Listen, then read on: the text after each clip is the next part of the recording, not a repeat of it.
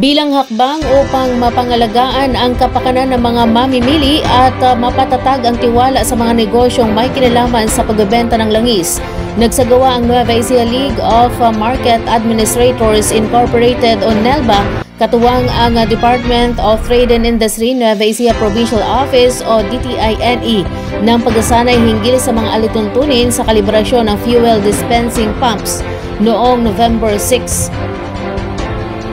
Tampok sa makasaysayang aktibidad na ito ang pakikilahok ng 28 sa 32 lokal na pamahalaan o LGUs sa lalawigan, pati na rin ang mahigit 300 may-ari at operator ng mga gasoline station na nagsisilbing patunay ng malawak na suporta para sa mas maayos at tapat na sistema ng kalakalan sa sektor ng petrolyo.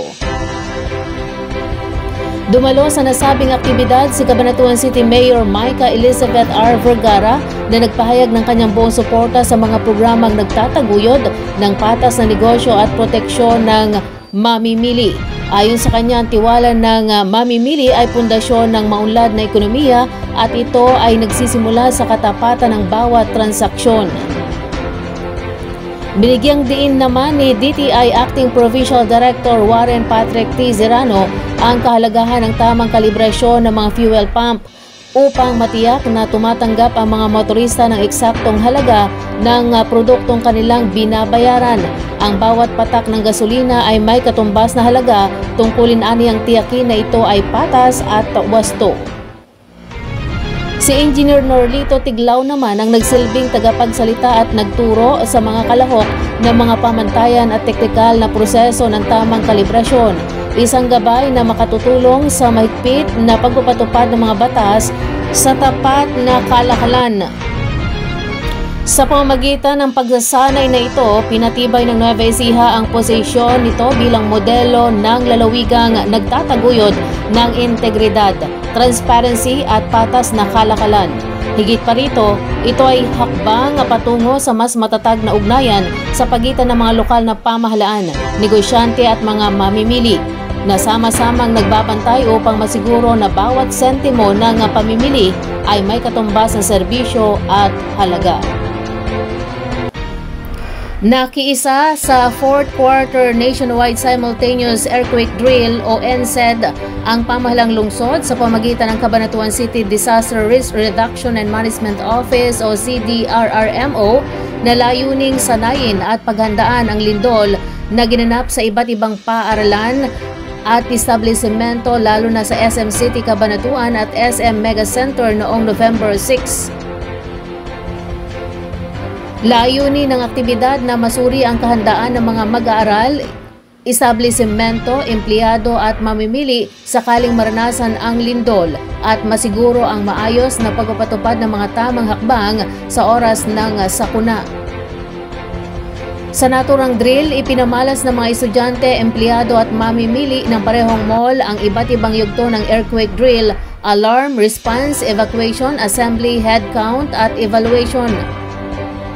Ayon sa CDRRMO, ang ganitong mga aktibidad ay mahalaga upang mapalakas ang kultura ng kahandaan at disiplina ng bawat mamamayan, lalo na sa mga pampublikong lugar kung saan maraming tao ang maaaring maapektuhan sa oras ng kalamidad. Sa pamagitan ng regular na pagsasanay at aktibong pakikilahok ng mga pribadong at pampublikong establishmento, patuloy na itinataguyod ng lungsod ng Cabanatuan ang layuning maging ligtas, handa at matatag na komunidad sa harap ng anumang sakuna.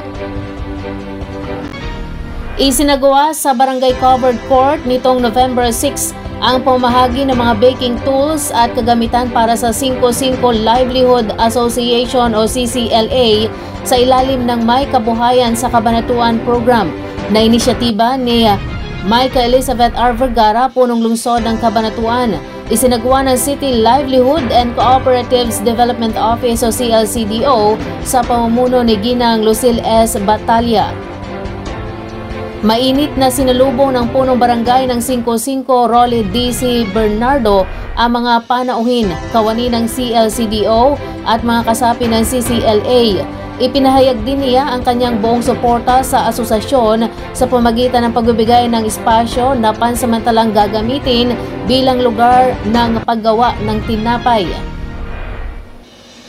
Bilang panauhing tagapagsalita, nagbigay ng inspirasyonal na mensahe si Konsehal Proy JJ.B. Valino, tagapangulo ng Komite sa Kalakalan at Industriya ng Sangguniang Panglungsod.